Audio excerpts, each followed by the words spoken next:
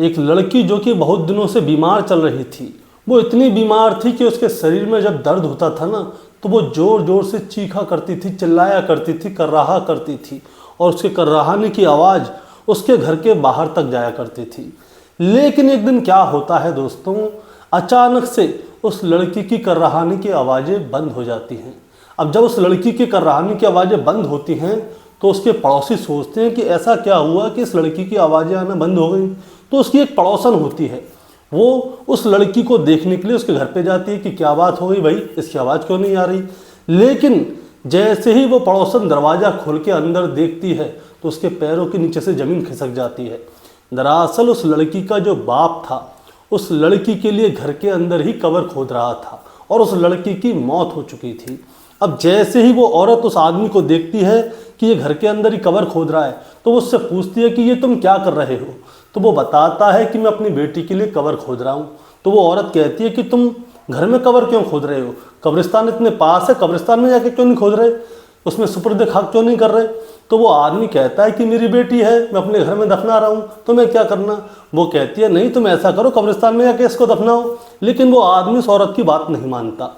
फिर वो औरत क्या करती है, अपने घर पे जाती है और अपने बेटे को बताती है कि ऐसे ऐसे बात है, तुम जाओ जरा मोहल्ले के लोगों से कहो कि ये आदमी अपनी बेटी को घर में ही गाड़ रहा है। तो मोहल्ले के कुछ लोग जाते हैं, वो मोहल्ले के लोगों को समझाता है। लेकिन दोस्तों, मोहल्ले के सिर्फ 3 या 4 लोग ही आते हैं उसके घर पे उस आदमी को समझाने के लिए। उसकी वजह ये थी कि ये आदमी मोहल्ले के लोगों से ज़्यादा वास्ता नहीं रखता था। अब मोहल्ले के लोग उसे समझाते हैं कि भाई इस बच्ची को कब्रिस्तान में जाके दफनाओ। अब जब मोहल्ले के लोग उसको बहुत ज़्यादा समझाते हैं, तब जाके वो आदमी समझता है। उसके बाद में उस लड़की का जनाजा जाता है, फिर उसको कब्रिस्तान में जाके सुपुर्द खाक कर दिया जाता है। अब इसके बाद क्या होता है दोस्तों, उस दिन वो एक लड़की मरी थी, लेकिन किसी को ये नहीं पता था कि इस लड़की का बाप 31 दिसंबर 2024 की शाम को अपने परिवार की 4 बेटियों को और अपनी पत्नी की भी हत्या करेगा। दोस्तों, उस लड़की के बाप ने 5 हत्याएं और की थीं, लेकिन ये 5 हत्याएं 5 नहीं होती बल्कि 6 होती अगर वो मरने वाली महिला किसी और की बेटी को सही समय पे सही सलाह नहीं देती। दोस्तों, आज की कहानी से हम यही जानेंगे। दरअसल कल मैंने आपको अरशद की कहानी सुनाई थी, जो कि आगरा का रहने वाला था, जिसने लखनऊ में जाके अपने बाप के साथ मिलके अपनी 4 बहन और अपनी माँ की हत्या कर दी थी। उसके बाद में उसने वीडियो बनाई थी और वीडियो में बताया था कि हमारे पड़ोसी हमारे घर को कब्जा करना चाहते हैं, इसकी वजह से हमने ये कांड किया है। दरअसल दोस्तों, बाप गायब है, अरशद पकड़ लिया गया है, लेकिन ये दोनों बाप बेटे जो हैं भरोसे के लायक नहीं हैं। उसकी वजह यह है कि अरशद जो है बार बार अपना बयान बदल रहा है। कल हमने आपको कहानी सुनाई थी, उसमें आप सोचेंगे ये अरशद और उसका बाप बहुत अच्छा इंसान है, लेकिन ऐसा कुछ नहीं है। ये आपको आज की कहानी से पता चलेगा। तो दोस्तों, कहानी शुरू करूंगा उससे पहले मैं आपसे बस यही कहना चाहूँगा कि अगर आप मेरे चैनल पर नए हैं तो चैनल को सब्सक्राइब कर दीजिए, ताकि रोज़ाना शाम को 8 बजे मैं आपके लिए एक सच्ची घटना की कहानी लेकर आ सकूँ। नमस्कार दोस्तों, मैं गौरव शर्मा और आप देख रहे हैं गौरव शर्मा सफ़र। दोस्तों, आज की जो सच्ची घटना मैं आपको सुनाने जा रहा हूँ, ये सच्ची घटना शुरू होती है लखनऊ से। दरअसल उत्तर प्रदेश की राजधानी लखनऊ का एक थाना लगता है नाका हिंडोला, और उसी की एक चौकी लगती है लूको चौकी। दोस्तों, मैं बात कर रहा हूँ 1 जनवरी 2024 की सुबह लगभग 6 साढ़े 6 बजे का समय होता है। एक 25 साल का लड़का होता है जिसका नाम है अरशद। वो लूको चौकी जाता है। वो वहाँ पे जाके बताता है कि 4 बाग रेलवे स्टेशन के सामने एक होटल है जिसका नाम है सरनजीत होटल।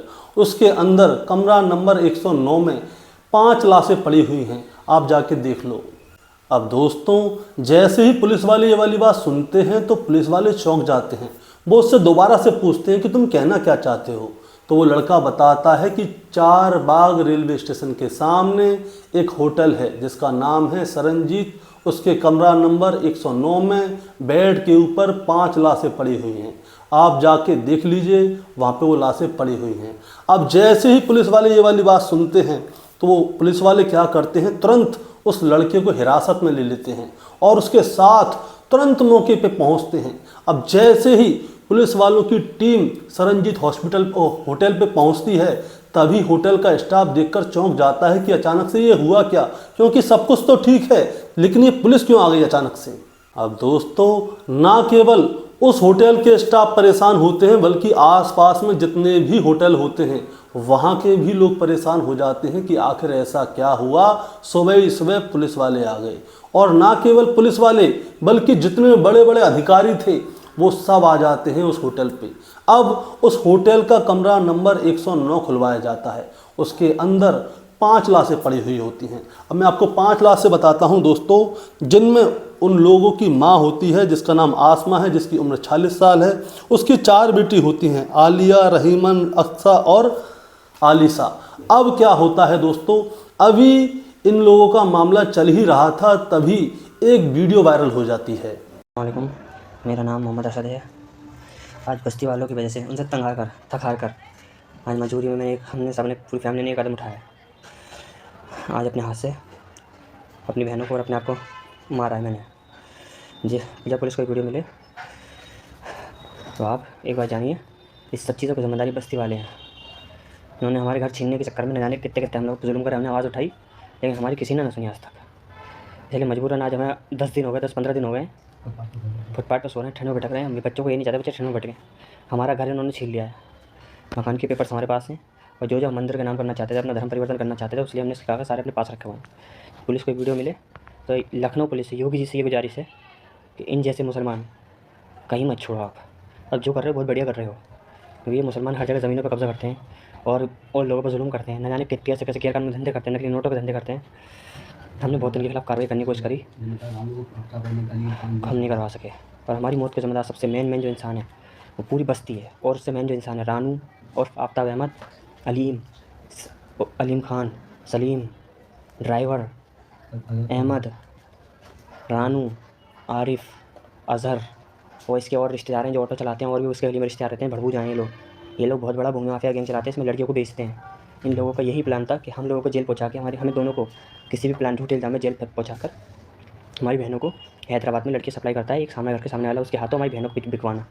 भैया हम ये नहीं चाहते थे, इसलिए मजबूरन आज हमें इस वक्त 2 बजे का टाइम हो रहा है तकरीबन, मजबूरी में अपनी बहनों को मैं गला दबा के हाथ के नस काट के मारना पड़ा।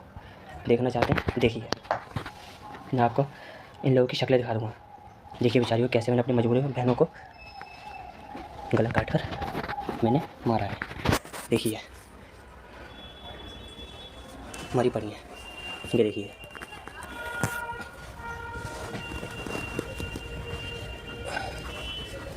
ये देखिए मेरी अम्मी, देख रहे हैं? ये देखिए इनके हाथ की नसें कटी पड़ी हैं सब। ये देखिए यही मरने वाली है, देख रहे हैं आप। और शायद सुबह तक मैं भी जिंदा ना मिलूँ आपको, लेकिन हमारी मौत के ज़िम्मेदार गली वाले हैं। और हमने बहुतों से मदद मांगी, पुलिस से मदद मांगी, बहुत से नेताओं से मदद मांगी जो बजरंग दल के हैं, बीजेपी के हैं, लेकिन हमारी किसी से मदद नहीं करी। बस आखिरी वीडियो में सिर्फ यही कहना चाहूँगा, ये बहुत बड़े झूठे लोग हैं। हम लोग बदायूं के रहने वाले, हमारी ताई के पास सन 47 तक का प्रूफ मिल जाएगा आपको। ये हमें झूठा इल्ज़ाम लगाते हैं, हम पर तरह तरह की बातें करते हैं कि हम लोग बांग्लादेशी हैं। हमारा पूरा प्रूफ जो है, पूरा ख़ानदान का, हमारे परदादा तक का प्रूफ आपको मिल जाएगा। बदायूं में ताई रहती है हमारी, उनके पास। हम लोग बस्ती वालों से तंग आकर धर्म परिवर्तन करना चाहते थे ताकि हमें चैन से जीने दें, मंदिर बनाएं, पूजा करते हैं, हम सब करते हैं। हमने सब बहुत लोगों से मदद मांगी इसके खातिर, किसी ने मदद नहीं करी।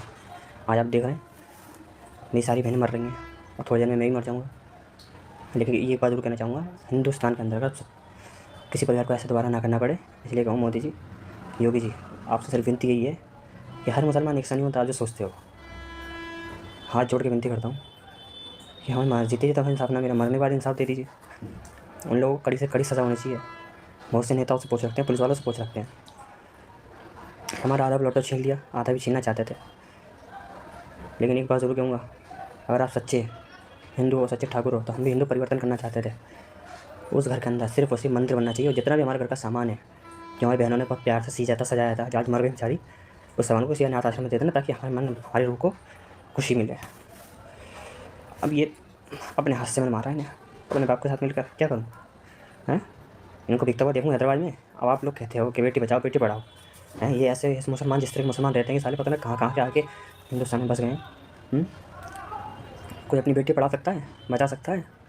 हैं बेचारियों की, मैंने कितने गरीब लोगों ने बेटे उठा के हैदराबाद में भेज दी, बेचारी मर रही होंगी, तड़प रही होंगी, हम वो नहीं चाहते थे, मजबूर है। हमारे पास ज़मीन के कागजात भी हैं और हम जो लिखना चाहते थे वो भी हमने लिख के दे दिया। बहुत जगह अर्जी भी भेजी, कई जगह सुनवाई हुई, लेकिन ये बस्ती वाले साले चौकी अपनी कब्जे में कर रखी है, पैसा खिला के साले बच जाते हैं। वो घर आप योगी जी किसी के हाथ में मत जान देना, जान बसी उसमें हम सबकी। उसको अपने कब्जे में करके मंदिर बनाया, और मंदिर को जान के आपने मंदिर ही बनेगा उसमें, इतना जरूर कहूँगा। अब आपकी मर्ज़ी, हमें जलाओ या दफनाओ, लेकिन ये इन लोगों को इंसाफ दिलाओ। बेचारी बहुत तड़पी हैं आज, इनके हाथ काटे मैंने गला दबाया इनका मैंने। अभी एक सबसे छोटी बहन है मेरी, बताओ, इनकी इज्जत बचाइए हमने, लुटने नहीं देना चाहते तुम जैसे मुसलमानों के हाथों। कंजड़ है मुसलमान साले, आप जो कर रहे हो सही कर रहे हो। ये साले पता नहीं कहाँ कहाँ से आके बस गए, इन्होंने मंदिर कब्जे में कर लिए बहुत से। बनना चाहते थे, हमारी हिंदुओं ने मदद नहीं करी। आखिरी उम्मीद आप ही हो कि हमारे मरने के बाद तो कर दोगे शायद, हैं?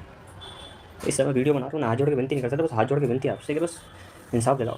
बहुत तड़पे हैं हम लोग। और जिस टाइम जो गेस्ट हाउस वाले, जिसने गेस्ट हाउस में ठहरे हैं, इनकी कोई गलती नहीं है। इन्होंने तो हमसे पूछा था कि मकान ले रहे हो। दोस्तों मैं आपको बताता हूं कि उस वीडियो में क्या था। उस वीडियो में वही लड़का था जिसका नाम है अरशद, जो कि लोको पुलिस चौकी गया था ये बताने के लिए कि होटल के कमरा नंबर 109 में 5 लाशें हैं। उस वीडियो में वो लड़का होता है और जब वो लड़का वो वीडियो बना रहा होता है तो उसके पीछे से आवाज़ें आ रही होती हैं। और उस वीडियो में देखने को मिलता है जो ये लड़का है उसका बाप पीछे अपनी सबसे छोटी बेटी जिसका नाम आलिया है, जिसकी उम्र 9 साल है, उसे पकड़ के बैठा है। उसका मुंह और उसकी नाक उसने दबाई हुई है और जो लड़की है वो ब्रोज करने की स्थिति में नहीं है। दोस्तों बताया जाता है कि ये लड़की जो है या तो इसको कोई नशीला पदार्थ दिया गया था या कोई शराब वगैरह पिलाई गई थी। अब क्या दिया गया था ये सब पोस्टमार्टम की रिपोर्ट के बाद में पता चलेगा। अब जो इसका बाप है उस लड़की को तब तक उसका मुंह और नाक को दबा के रखता है जब तक कि उस लड़की की जान नहीं निकल जाती। अब दोस्तों अगर इस वीडियो की बात करें तो ये वीडियो बहुत ही तेज़ी से वायरल हो रहा होता है। अब ये जानने की कोशिश की जाती है कि ये जो आदमी है, ये शख्स है जो इस बच्ची का नाक और मुंह दबा रहा है, ये आदमी कौन है, कहाँ का रहने वाला है। तो पता चलता है कि ये आदमी उत्तर प्रदेश के आगरा से लगभग 15 किलोमीटर दूर एक जगह लगती है जिसका नाम है इस्लाम नगर, और इस्लाम नगर का ही एक गली है उसका नाम है गोश्त वाली गली, वो बहुत फेमस है। ये वहीं पे अपने परिवार के साथ रहा करता था। बताया जाता है कि लगभग 15 या 17 साल पहले ये दिल्ली में रहा करता था, वहाँ से ये आगरा के इस्लाम नगर आया था और यहीं पे आके रह रहा था और यहीं पे ये अपने परिवार का पालन पोषण कर रहा था। और अब दोस्तों इसके परिवार की बात की जाए तो इसके परिवार में कौन कौन था मैं आपको ये बताता हूँ। जब ये दिल्ली से आगरा आया था तो इसकी एक पत्नी थी और एक बेटी थी। अब जो पत्नी है उसकी मौत हो जाती है। अब ये दोनों बाप बेटी रहा करते थे घर पे, लेकिन इसके बाद में ये क्या करता है, दूसरी शादी कर लेता है। अब जब ये दूसरी शादी करता है तो दूसरी पत्नी से इसको 4 लड़की और एक लड़का होता है। और दोस्तों मैं आपको एक और बात बताना चाहता हूँ, होता क्या है, साल 2014 में जो इसकी पहली पत्नी से बेटी होती है ना, वो एक कोल्ड स्टोर पे काम करने वाले कश्मीरी लड़के से शादी कर लेती है। अब शादी कर लेती है और उसके साथ रहने लगती है, लेकिन क्या होता है इसके कुछ ही समय बाद जो बदर है उस लड़की का बाप, वो अपनी बेटी के घर पे जाता है, या तो उसे ज़बरदस्ती अपने घर पे लेके आता है या फिर मना बनू के जैसे जैसे घर पे लेके आता है। फिर क्या होता है, वो लड़की अपने घर से यानी कि अपनी ससुराल से बहुत अच्छी आती है, यानी कि बिल्कुल स्वस्थ आती है, लेकिन घर पे आने के बाद उसके साथ क्या होता है, जब वो घर पे आ जाती है तो वो धीरे धीरे करके बीमार होने लगती है और इतनी बीमार होने लगती है कि वो दर्द की वजह से कर्राहने लगती है और इतनी ज़्यादा कर्राहती है कि उसकी दर्द की आवाज़ें, उसके कर्राहने की आवाज़ें घर के बाहर अड़ोसी पड़ोसियों के घर तक जाती है। लेकिन आज से लगभग 2-2.5 साल पहले की बात है दोस्तों, यानी कि 1 जनवरी 2025 से 2.5 साल पहले की बात मान के चलिए। होता क्या है, अचानक से इस लड़की की कर्राहने की आवाज़ें बंद हो जाती हैं। तभी क्या होता है, इसकी पड़ोसन जो है इस लड़की को देखने के लिए इसके घर पे आती है। अब जब इसके घर पे आती है तो वो देखती है कि ये लड़की मर चुकी है और इसका बाप जो बदर है, मोहम्मद बदर उर्फ बदरुद्दीन वो घर के अंदर ही कब्र खोद रहा होता है। जब ये महिला उससे कहती है कि तुम कब्रिस्तान क्यों नहीं जा रहे, तो ये कहता है कि नहीं, मैं अपने घर में करूँगा। फिर वो अपने बेटे से जाके कहती है, बेटा मोहल्ले के लोगों से जाके बात करता है कि देखो घर में कब्र खोद रहा है। तो बताया जाता है कि मोहल्ले के लोगों के समझाने के बाद मोहम्मद बदर समझ जाता है, मान जाता है और उसके बाद उसे कब्रिस्तान लेके जाता है दफनाने के लिए, यानी कि सुपुर्द खाक करने के लिए। अब ये भी बताया जाता है कि जब वो लड़की का जनाजा निकल रहा था तो उसमें महज 6 से 7 लोग ही रहते हैं। उसकी वजह ये है कि जो मोहम्मद बदर है उर्फ बदरुद्दीन, वो मोहल्ले के लोगों से ज़्यादा मतलब नहीं रखा करता था, ना ही कोई बातचीत किया करता था। अब इसके बाद क्या होता है दोस्तों, इसकी जो दूसरी पत्नी है उससे इसको 4 बेटी होती हैं और 1 बेटा होता है। बेटे का नाम होता है अरशद और 28 जुलाई 2019 को अरशद की मोहल्ले के नज़दीक में ही एक मोहल्ला होता है, वहाँ की रहने वाली लड़की चांदनी से शादी हो जाती है। अब चांदनी, बताया जाता है दोस्तों, चांदनी सिर्फ इनके घर पे 2 ही महीने रुकी थी और 2 महीने बाद ही वो इनके घर को छोड़ के चली गई। अब मीडिया रिपोर्ट के मुताबिक क्या बताया जाता है, जब ये कांड हुआ था तो जो मीडिया वाले थे वो चांदनी के घर पे गए थे पूछने के लिए कि ऐसा क्या हुआ था कि तुम सिर्फ 2 महीने के लिए ही उसके घर पे रुकी, 2 महीने बाद तुमने तलाक क्यों ले लिया। तब वो लड़की की माँ बताती है कि 28 जुलाई 2019 को जब हमारी बेटी की शादी हुई थी तो वो उनके घर पे गई थी, लेकिन जब वो लड़की वहाँ का माहौल देखती है तो चौंक जाती है। दरअसल जो अरशद था, वो अरशद अपनी 4 बहनों को बहुत बुरी तरह से पीटा करता था, साथ में अपनी माँ को भी पीटा करता था और ये जो चांदनी है इसको भी पीटा करता था। वो चांदनी बेचारी परेशान हो गई। अब आ जाते हैं इसके बाप के पास, जो बदरुद्दीन है। बदरुद्दीन जो है वो भी अपने बच्चों को और पत्नी को पीटता था और जो अपनी बहू है चांदनी के ऊपर गंदी नज़रें रखा करता था। अब चांदनी बहुत ज़्यादा परेशान हो जाती है, थक जाती है। एक दिन क्या करती है, वो अपनी सास के पास जाती है, आसमा के पास, जिसकी उम्र 40 साल थी। वो उनसे पूछती है कि ये क्या चल रहा है हमारे घर में सिर्फ कलेश ही होते रहते हैं, मारपीट होती रहती है, ये क्या है। तो उसकी सास उसे बड़े प्यार से समझाती है।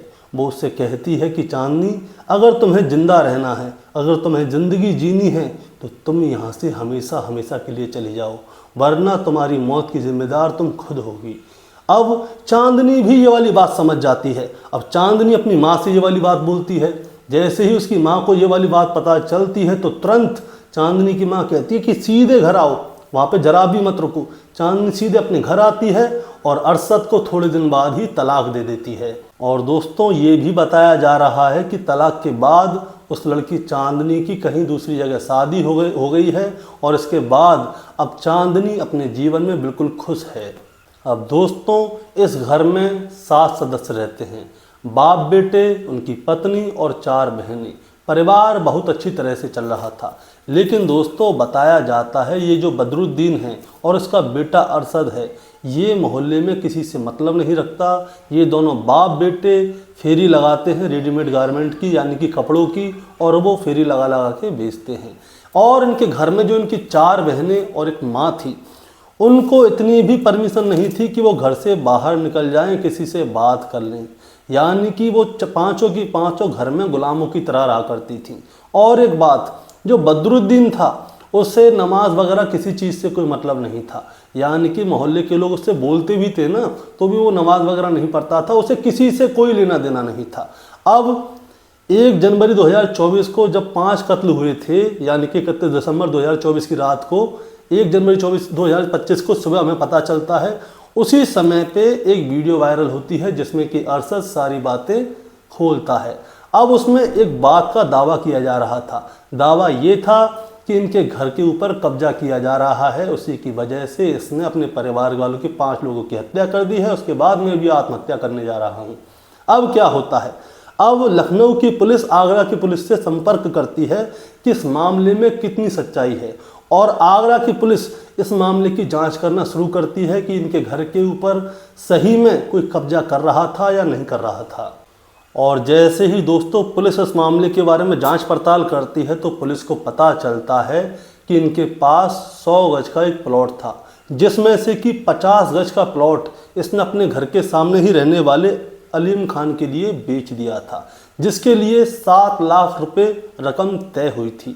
अब उसमें क्या होता है, 1 जनवरी 2024 वाले दिन 2 लाख रुपए इन लोगों ने अलीम खान से कैश लिए थे। उस समय क्या हो रहा था, इनका बेटा जो अरशद है, जब वो पैसे गिन रहा था तो जो सामने रहता है अलीम खान, उसने उसकी वीडियो बनाई थी जिसमें कि वो पैसा गिन रहा है और हंस रहा है। अब इसके बाद क्या होता है, आगरा के पास एक जगह है एतमादपुर, वहाँ पे 14 फरवरी 2024 को इनकी रजिस्ट्री होती है। एतमादपुर में जो तहसील होती है वहाँ पे इनकी रजिस्ट्री होती है और वहाँ पे 5 लाख रुपए का जो है चेक उनको दिया जाता है।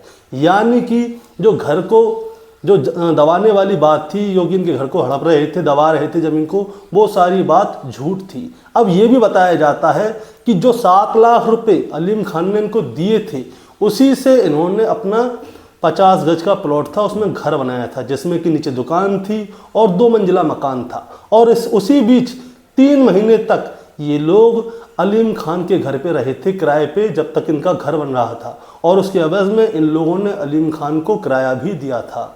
और इसके बाद ये दोनों बाप बेटे रेडी लगाकर फेरी लगा लगा के कपड़े बेचा करते थे। मोहल्ले में इनका किसी से कोई लेना देना नहीं था, ना ही ये किसी से बातचीत किया करते थे। लेकिन घर के अंदर इनका जो है रूप बड़ा रुद्र रहा करता था। यानी कि जो घर की महिलाएं हैं उनके ऊपर ये ऐसे अत्याचार करते थे, ये मान लो कि जैसे कि वो 5 गुलाम हैं इनकी, यानी कि 4 लड़कियां और एक जो अरशद की माँ है, उसकी माँ और 4 बहन, ये उनके गुलाम हैं। उनके साथ ये मारपीट किया करते थे, गाली गलौज भी किया करते थे। और दोस्तों उसी बीच 16 दिसंबर 2024 को एक टेम्पो वाला मामला सामने आया था, जिसमें बताया जा रहा था कि एक टेम्पो अनियंत्रित करके इनकी दुकान में घुसोड़ दिया गया था, जिसकी वजह से इनकी जो सबसे छोटी बेटी थी उसको चोट भी लग गई थी।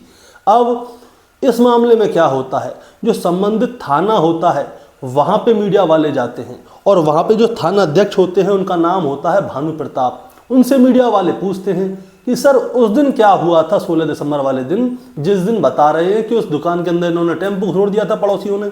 तब भानु प्रताप बताते हैं कि जो जितना भी मामला है ये सब झूठा है। दरअसल उस दिन हुआ क्या था, इनके घर के सामने आफ्ताब नाम का एक लड़का रहता है, उसके परिवार में कोई रिश्तेदार आए हुए थे।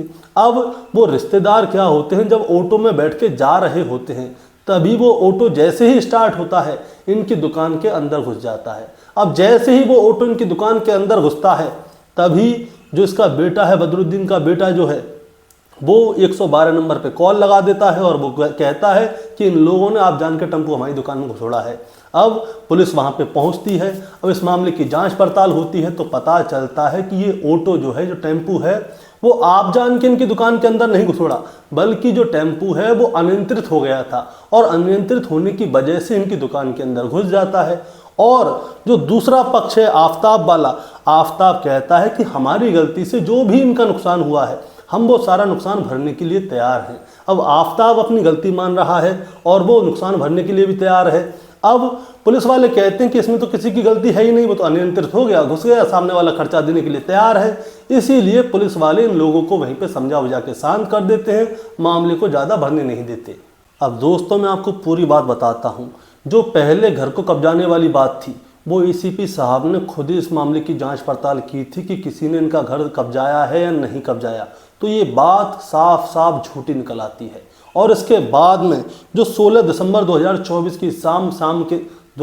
की शाम को लगभग 5 बजे के समय इनकी दुकान के अंदर जो ऑटो घुस गया था, जो टेम्पो घुस गया था, वो वाली बात सामने आई तो पता चलता है कि ये वाली बात का भी इन लोगों ने बतंगड़ बनाया था, वो टेम्पो गलती से घुस गया था। अब क्या होता है दोस्तों, ये 2 मामले तो झूठे हो गए।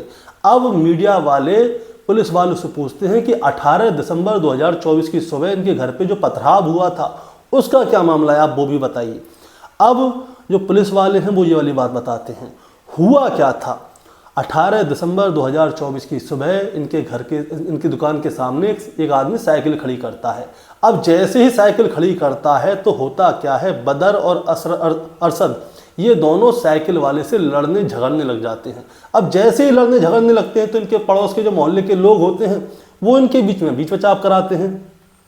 अब वो लोग तो नीचे बीच बचाव करा रहे होते हैं, वो कहते हैं भाई मोहल्ले में रह रहे हैं हम सब लोग साथ में। अब उसने थोड़ी साइकिल खड़ी कर दी तो क्या हो गया, अब वो लोग नीचे से बीच बचाव करा ही रहे होते हैं, तभी क्या होता है, बदर जाता है घर की छत पे, और घर की छत पे से नीचे जो लोग खड़े हुए थे उनके ऊपर पत्थर फेंकना शुरू कर देता है। लेकिन इनके मोहल्ले के लोग थोड़े ठीक थे, उन लोगों ने फिर भी इनको कब्जाया, इनको शांत किया, और मोहल्ले के लोगों ने पुलिस में कोई भी रिपोर्ट नहीं कराई। और जो बदर के परिवार वाले हैं इन लोगों ने भी पुलिस में कोई रिपोर्ट नहीं कराई, और उसके बाद ये अचानक से इनका पूरा का पूरा परिवार घर से गायब हो जाता है। लेकिन दोस्तों, गायब होने से पहले यानी कि 25 दिसंबर 2024 को इन लोगों ने क्या किया, एक योगी सरकार ने एक पोर्टल बनाया हुआ है जिसका नाम है IGRS।